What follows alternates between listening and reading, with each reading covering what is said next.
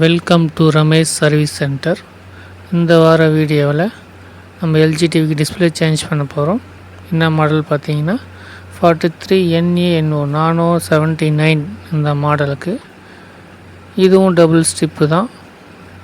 Double strip வந்து டைரெக்டாக டிஸ்பிளேக்கு போகுது.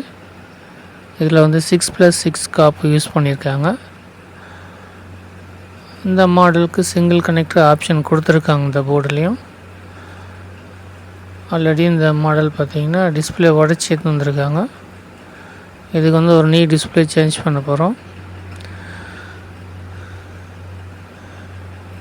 ஒரிஜினல் பேனல் பார்த்திங்கன்னா போய் யூஸ் பண்ணியிருக்காங்க. N1D இந்த மாடல் பேனல் யூஸ் பண்ணியிருக்காங்க. 43 UBQ N1D இந்த மாடல் பேனல் யூஸ் பண்ணியிருக்காங்க. நம்ம சிங்கிள் கனெக்டர் நம்ம பார்த்து வச்சுருக்கோம்.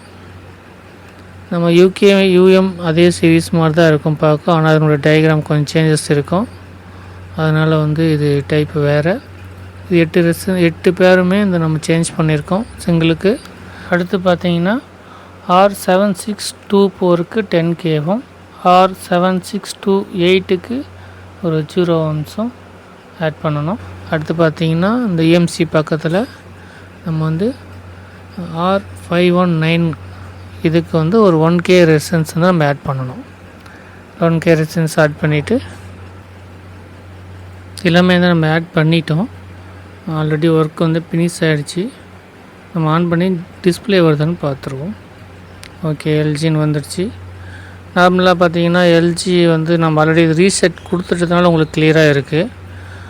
முதல்ல போடும்போது பார்த்தீங்கன்னா பிக்சர் வந்து உல்ட்டாவாக வரும். அதை வந்து நம்ம இன்ஸ்டாப் கொடுத்து ரீசெட் கொடுத்துக்குங்க. ரீசெட் கொடுத்தீங்கன்னா கரெக்டாக ஆகிடும். ஓகே ஃப்ரெண்ட்ஸ், தேங்க்யூ ஃபார் வாட்சிங் ரமேஷ் சர்வீஸ் சென்டர்.